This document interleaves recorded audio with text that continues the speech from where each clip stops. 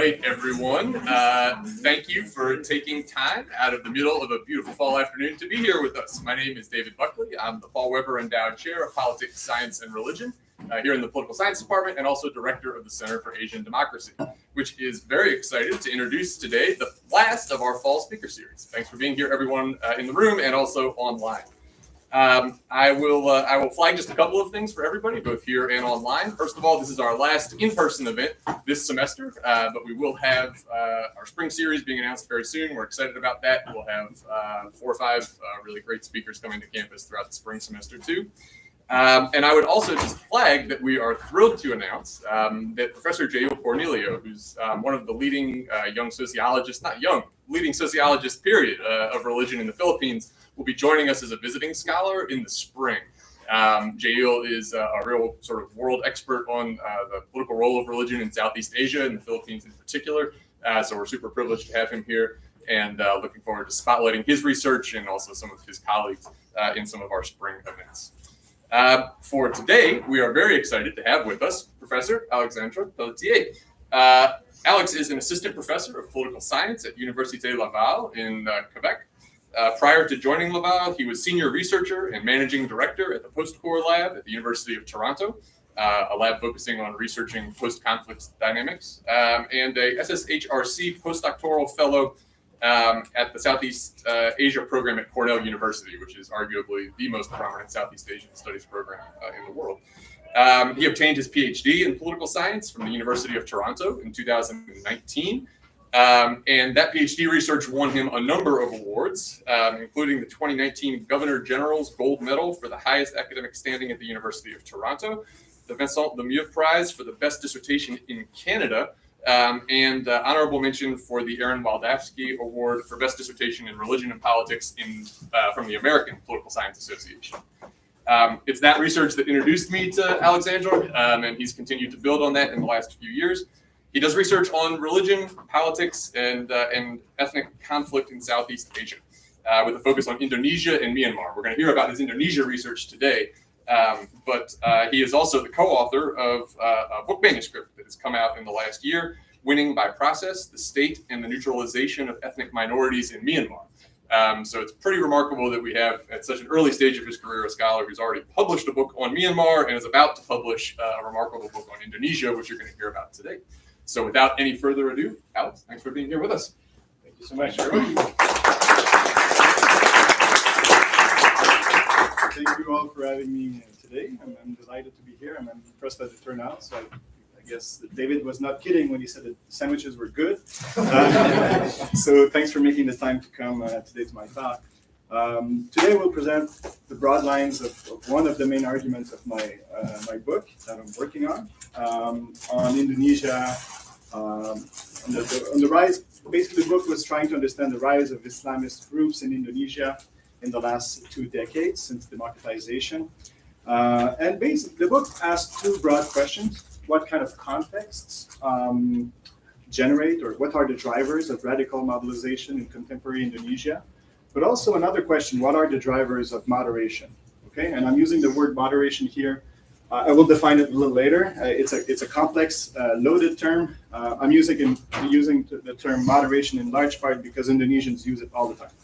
And so that's one reason, but I'll get back to that. So the idea in the book is to understand, are there any contexts that are more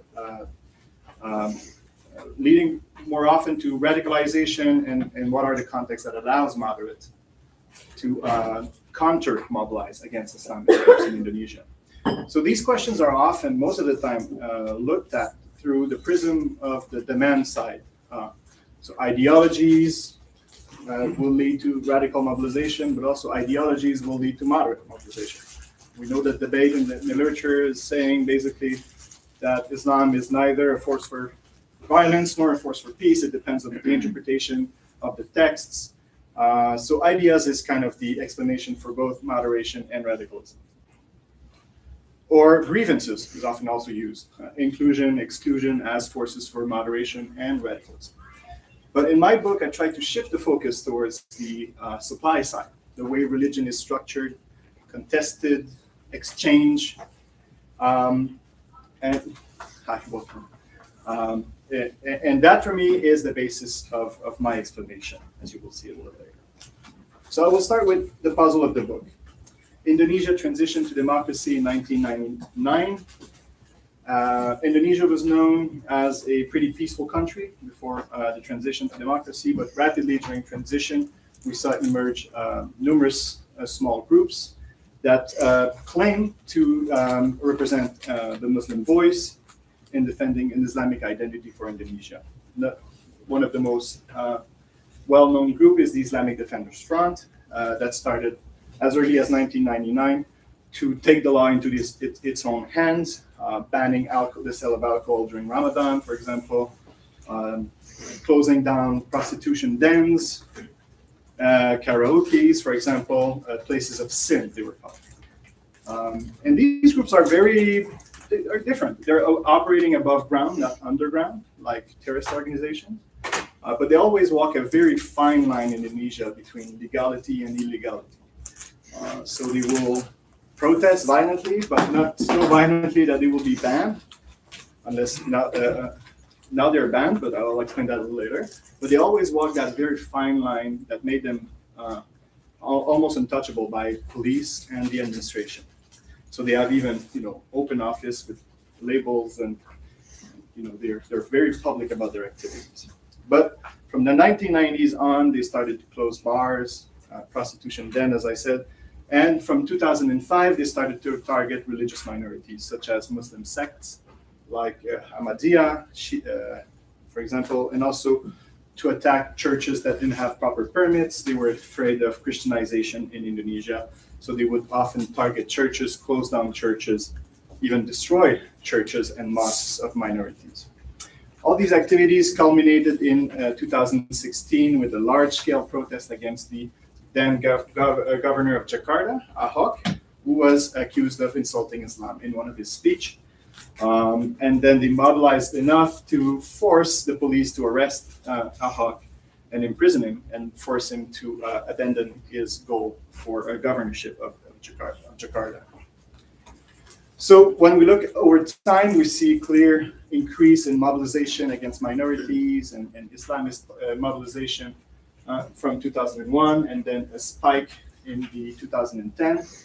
This, for when we understand politics in Indonesia, it's quite easy to understand why there's a spike in the 2010.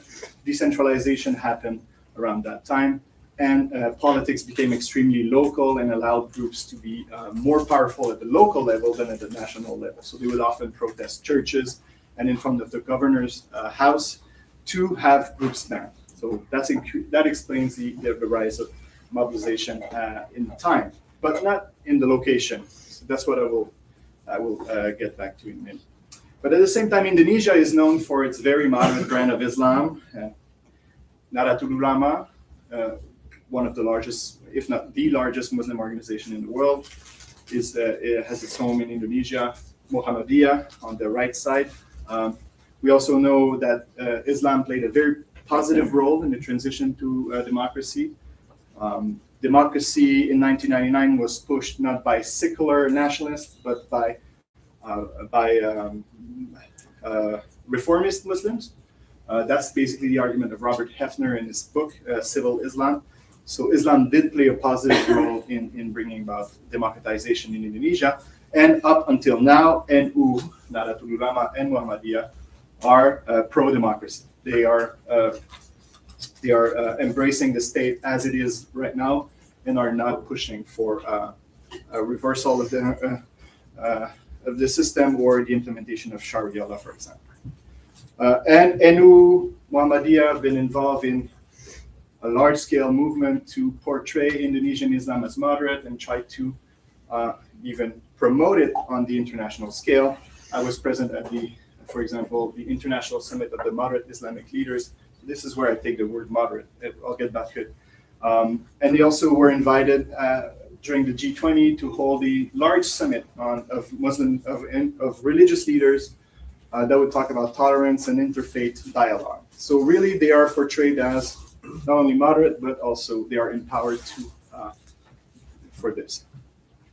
So this is the puzzle. On one hand, you see the rise of smaller groups, Islamist groups, On the other hand, you have this long tradition and institution that promote the tolerance at the same time. So my puzzle for the book is this. Java, with 60% of the public schools, pesantren in Indonesia, as a proxy for religious authority. Because the ulema are the head of pesantren. That's their main activity is to teach in pesantren. And we know in Indonesia that the ulema with large pesantren are the most influential ulema. They can leverage that popularity into access to government positions, and they also have a sway on what people think. I mean, they're very popular and they're very well listened to. So I thought Islamic schools would be a good proxy for measuring religious authority. So I gathered data about 15,000 Islamic schools and 30,000 Muslim clerics that I coded and compiled to give me a sense of how does religious authority take place, is structured in Indonesia across regions. I also conducted 13 months of fieldwork and about 134 interviews in Bahasa Indonesia. That's excluding my interviews with taxi drivers, which you do take a lot in Indonesia, in Jakarta, because you're always stuck in traffic. But they are very useful sometimes. All right, so let's see how the data, what the data says about the way religious authority is produced. Right? And ulema and religious schools are a very important educational institution in Indonesia. Right? They are not only a very important educational institution by forming young Indonesians, but also because they establish religious authority. If you have a pesantren, if you have a religious school, you are a religious leader in Indonesia. So this is a number of schools per region, and then I looked at the size of these schools. And what I realized is that on average, schools in Western Java are far smaller than the schools in Eastern Java. It means that schools are smaller on average. There are more schools, but they're also smaller. So the average ulema, religious leaders, have smaller followings in Western Java. So as you can see from the map, in general, all of the district in Western Java have smaller school than the rest of the island. And also the size of school is one thing, but you also need to look at who's the dominant player in each of these districts or regions, right? So I looked at the schools that had more than 1,000 students, because in Indonesia, once you reach that threshold, of course, it's always not exactly 1,000, but when you reach a threshold of about 1,000 students, you start to have influence beyond your regions, your district, and sometimes beyond your province. Okay, so the big ulema that we see at the national level, being active at the national level, most of the time they have schools of more than 1,000 people. And those schools of 1,000 people, we'll see a little later, they are clear hubs in networks of religious authority in Indonesia. So when you look at schools, big schools, you see that most of them are clustered in East Java, not West Java. So West Java not only has smaller schools, but has also the fewest large schools. So the religious market is far more level than it is in Eastern Java, right? So if we were to take other examples of marketplace, right? The cell phone industry is much more concentrated in the hands of few major actors, right? Apple, Android, than the bread making market, right? The bread making market, there's tons of different companies. They are all very small market share, but they're all there. That's not the case in Eastern Java. And why is it important? Is that because those big schools, they are at the center of large networks, of religious networks. These big schools, they produce a ton of alumni. And these alumni, in turns, will start their own school and keep strong ties with the central nodes of the networks. So they're important because they tie together religious actors in a way that Western schools are not able to do. Because in the West, there are just no big nodes in the network. So what we see is a much more fragmented Islamic network space and also organizational space. In Eastern Java, we see cohesive Islamic organization and more strong Islamic organization based on these networks that start from these big schools. So I went further and I looked at the concentration ratio. We can do that also when we look at markets. We look at the four biggest firms in an industry, and we calculate the market share they control.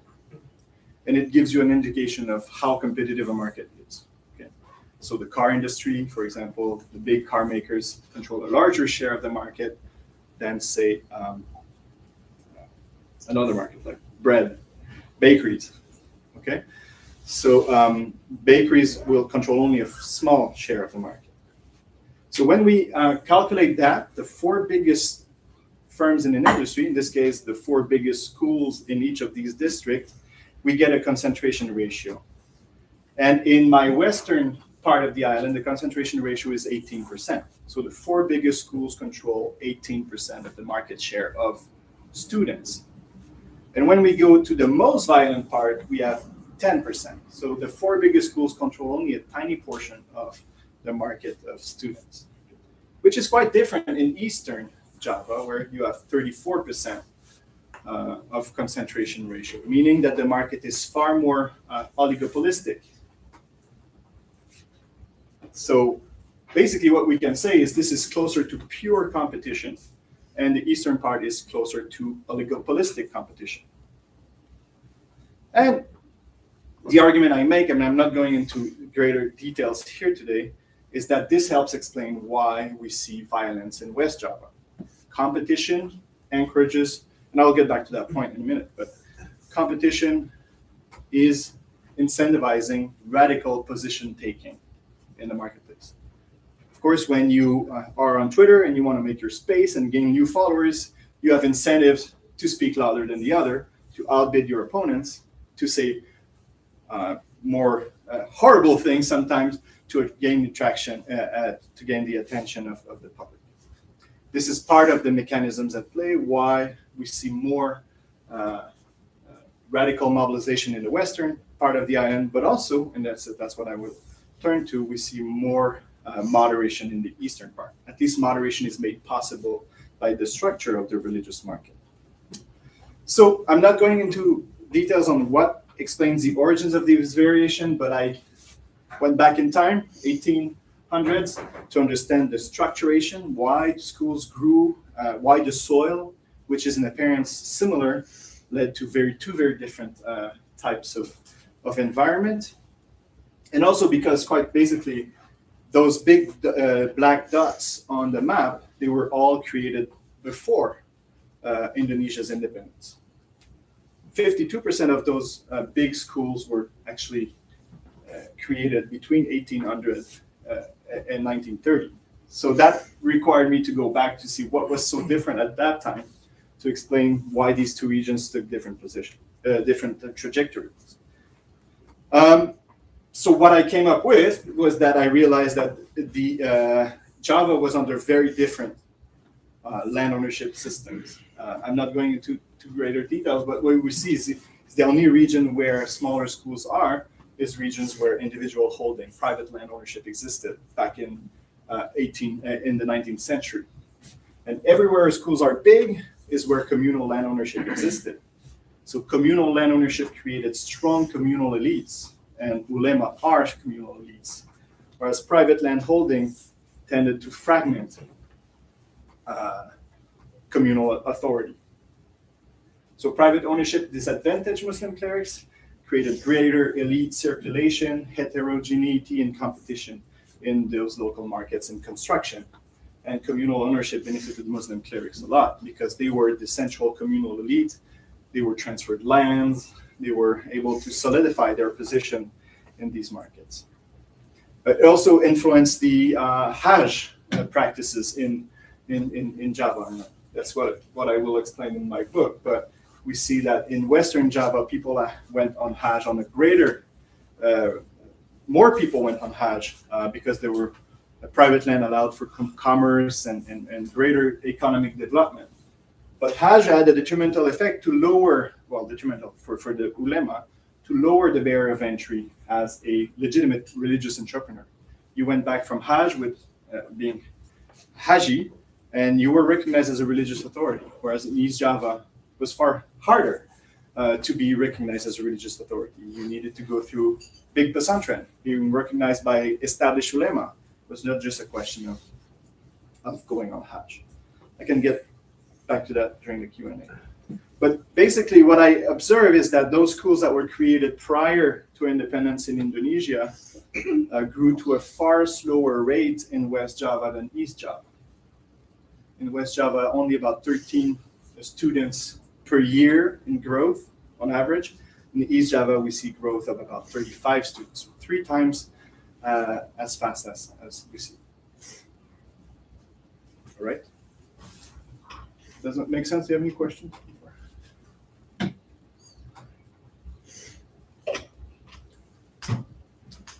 Happy to answer questions. So now, the consequences of that, right? So I identified 2 main mechanisms in my book as to why the structure of religious authority matters for moderation. So as I mentioned already, in West Java, there's lots of structural holes. And if you know business, I mean, when there's structural hole in the market, this is when entrepreneurship is possible. There's space for innovation. There's space for making a space for a niche in this market. This is what West Java is. There's just no established brand, no established religious leaders that can prevent, or there's just enough space for. There's no influential leaders displaced. Lots of space for innovation. Most religious leaders also are quite precarious. They fight for survival in this market. They try to exist. So there's space. This struggle for survival creates incentives for outbidding, right? In this cutthroat competition market, you need to speak louder than the others. For example, during my research, I would see some of these small Islamist group leaders being totally unknown to the public a few years before, and through mobilization being able to establish themselves as credible religious leader in the market. They had nothing of the credentials of other established leaders, but the fact that they were out there in the streets mobilizing and yelling louder than others. That gave them access to mosques to do weekly sermons. They were also able to leverage their popularity to gain access to ulema councils, Ministry of Religious Affairs, even mayorship. So that was a very powerful way to establish yourself, your credibility. So this incentive structure encourages radicalization through outbidding, provocation, but also increases the cost of moderation. It becomes very difficult to hold a very nuanced discourse in this environment. And I'll get back to that. I fear sometimes of just being the one that's outbid or scapegoat. And as we see if this is me, that I went through all the leaders of the Islamist groups, FPI, to see what was the title attached to their name in the media. And we see in Western Java that those who are leaders of the FPI tend to be called Kiai, which is a honorific title in Indonesia, ulema, basically ulema. So what we see is that clearly in West Java, this is a space occupied by people who want to be portrayed as religious authorities, and also are potentially using that to leverage their popularity. We don't see that in Eastern Java. So in East Java, the market is monopolized or by strong leaders. So barriers of entry are high. They form a cartel. They have established between them anti-competitive tactics. One of them being that to be recognized as an ulema, you need to have blue blood, or to be from a family of ulema, or having attended very famous schools. If you didn't do that, you're not accepted in the family of ulema. So that is a clear anti-competitive tactics meant to push back competition. So to be active, to have access to ministries or ulema council, you need to have strong credentials within NU or Muhammadiyah. You need to have a CV, basically. A CV with, I was active there and there, I went to that pesantren, and that's what gives you access. So that discourages outsiders from getting into the market and trying to make their own space.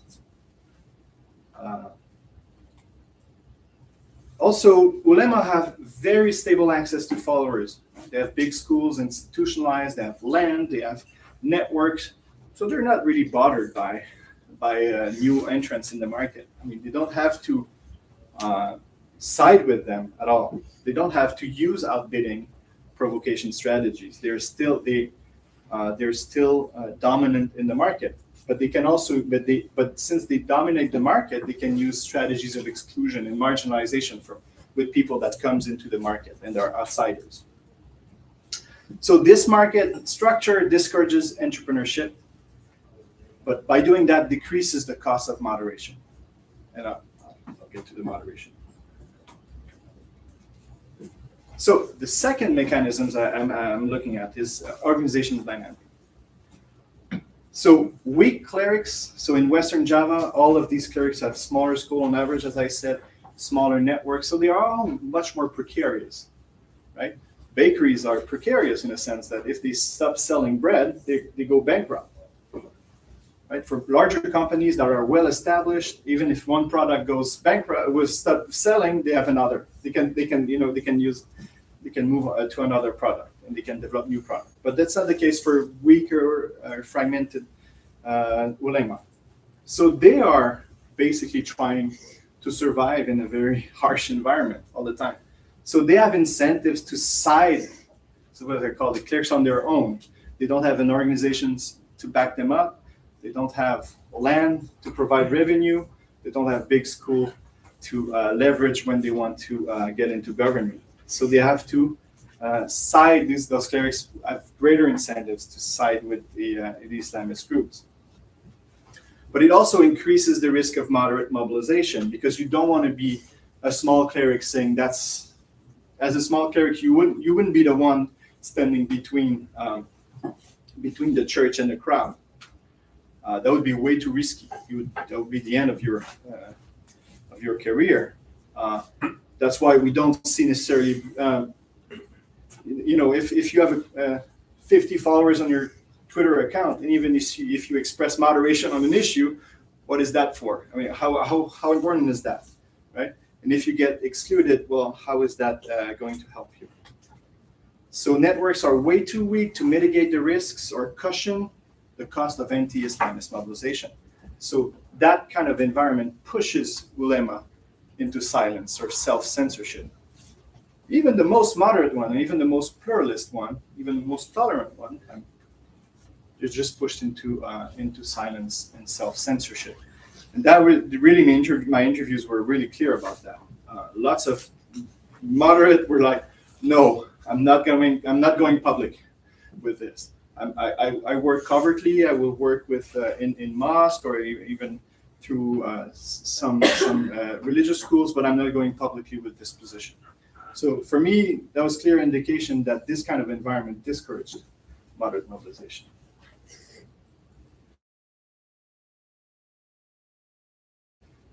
Now, for East Java, strong clerics were part of cohesive networks. They didn't fear taking unpopular opinion. They could be the ones standing between the church and the crowd, which they did on some occasions. They could do it because they could afford to be unpopular. They were not prisoner of the mosque, as Sherby, some would say. They were not prisoners of the followers. They could take a more difficult position. That allowed moderation for them. And also, clerics protect each other by being part of networks. So even if you have costs for what you do, you're still part of a network. You're not marginalized. You're not excluded. So all of that to say that this kind of environment did cushion or mitigate the risk of moderate mobilization. So these environments made possible moderate mobilization. And also facilitated collective action because ulema had networks, as you saw, that they could fall back onto or they could use to mobilize against radicals. So in conclusion, my talk or my book wants to say that moderation is difficult in general, in the Muslim world as well, but in general, it's a difficult position to have. Religious competition is not necessarily conducive to moderation. And moderation is a matter of strength, not weakness. So that's the strength of religious leadership that allows for moderation, not because they're weak that they will be more moderate. So that's something interesting when we think about solutions or policy advice, for example. Here, those are my talk. Hope you enjoy.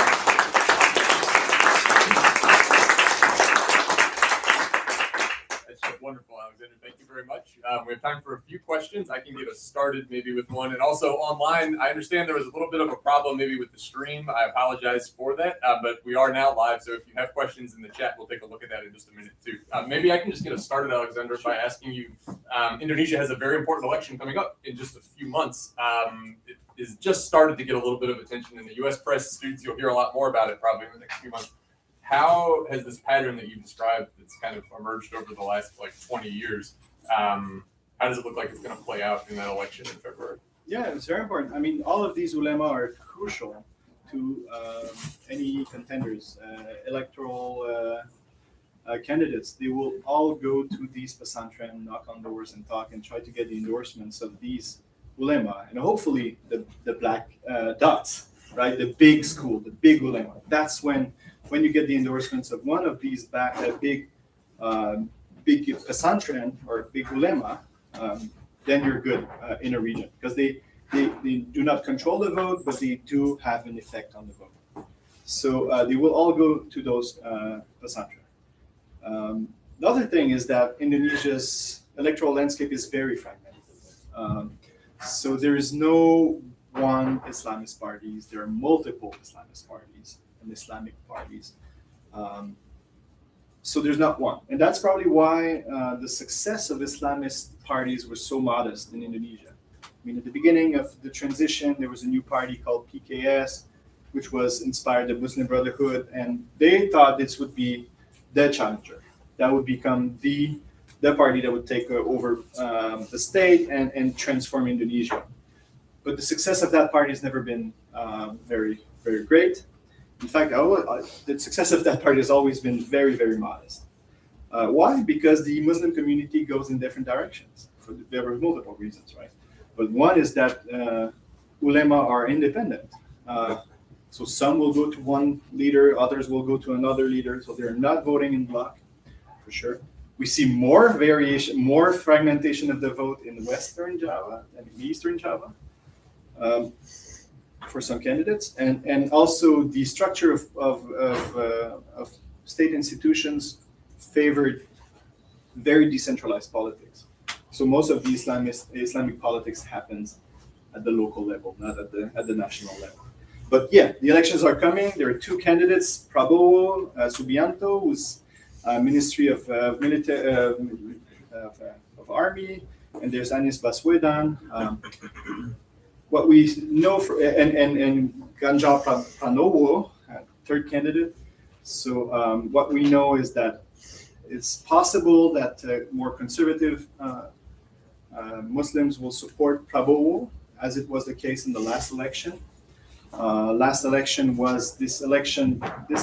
Perhaps this is the only time in the history, recent history, where it seemed that Islam had a momentum, Islamist groups had a momentum and coalition in making. This is when the Haha controversy that I explained happened, and this is when this big movement took place in Jakarta, when 1 million people marched on the street of Jakarta, and also in response to that, Jokowi banned the FBI. So the group I was talking about is now banned. So they don't exist anymore. HTI as well. Hizb ut-Tahrir Indonesia was banned as well at that time. So that really destroyed this kind of big coalition in making. And also Jokowi had Maruf Amin, which was head of the MUI, the Majelis Ulama Indonesia, as a vice president that really was meant to make Islamist constituencies more happy. So yeah, I went into different direction. Hope it was useful. Yeah. So I have a question. So are the parties in Indonesia stable, and is there kind of these continuous parties? Are the parties come and go and evaporate and create coalitions and break apart? Is it kind of an unstable multi-party system? It's a multi-party or is it system. more? So there's a core of parties that are there and they stay. It's been there a long time. Yeah, they've been there a long time, even before the transition to democracy. So there was the PPP, Islamic Party. There, among others, Golkar, which was the party of Suharto. So there's a core of parties, PDP, used to be the secular opposition. So these three parties are still there. You see new parties that have been created, but also parties that are rallying around a personality. Right. So Indonesian politics is very much now geared towards personality politics. So strong candidates, rather than working through existing parties, will create its own party. That's what Prabowo did. That's what others have done. But coalition politics is essential. That's maybe what makes Indonesian politics so moderate in a sense, because coalition politics is essential.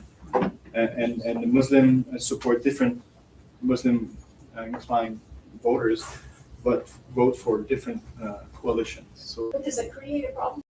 You have a lot of different votes going to a lot of different parties, and in the end, whoever wins the presidential election, still only wins maybe 30% of the vote, because you have so many votes that are distributed among so many different parties. I mean, This is a big problem in a lot of developing countries. oh, it's a problem in Canada too. In lots I mean, the governing party has a tiny portion of the vote.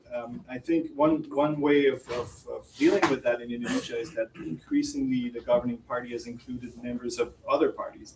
Prabowo, for example, was the opponent to Jokowi in the election, and now Prabowo is in the government of Jokowi. So co-opting the opposition, cartelized politics is a problem in Indonesia, and it's one reason why democratic quality is declining year after year. Because when you're at the government, you try to create the largest net possible to co-opt your opponents.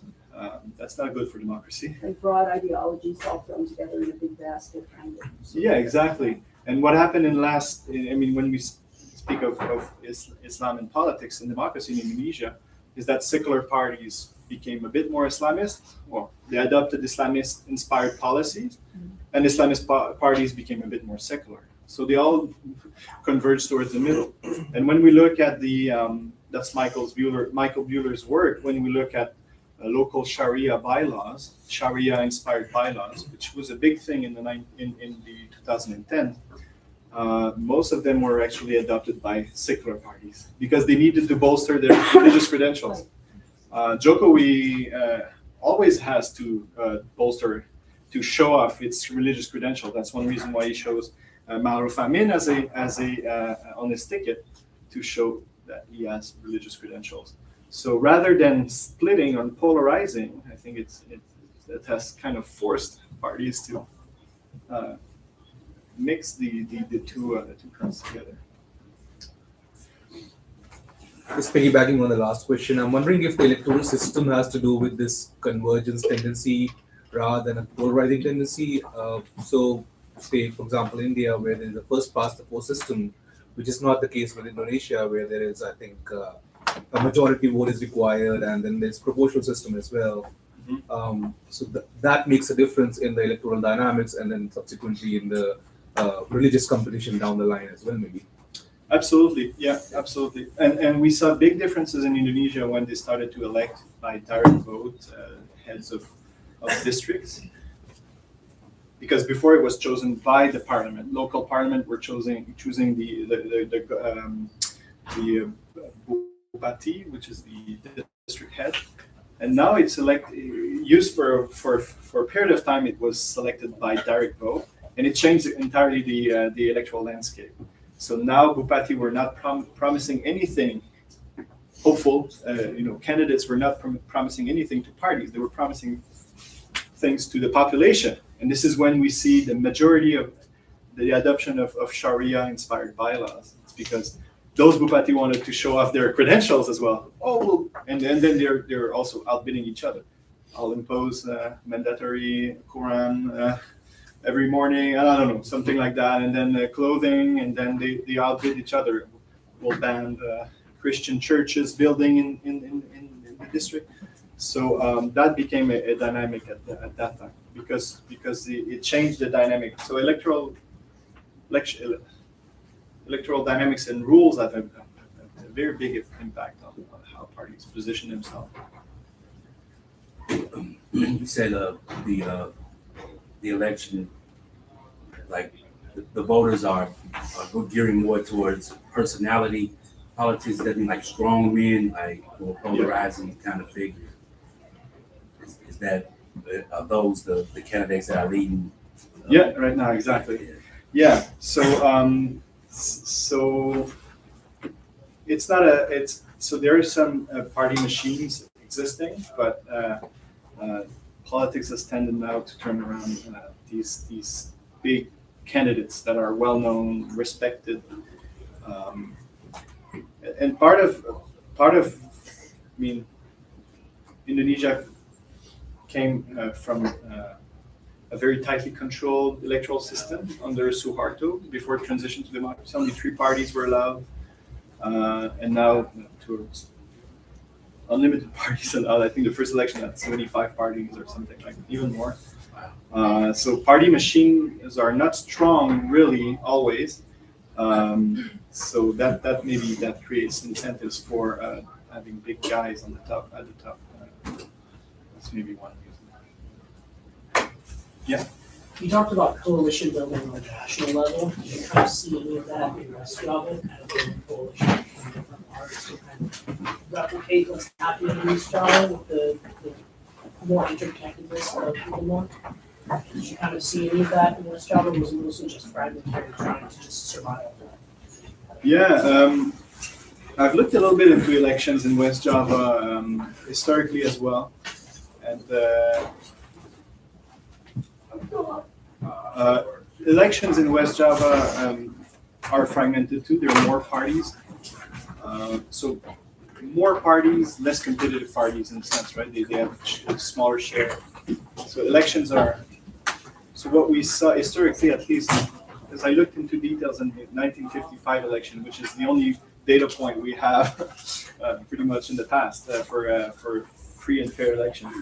But you see widespread fragmentation and there too. And I think it's indicative of the nature of the networks.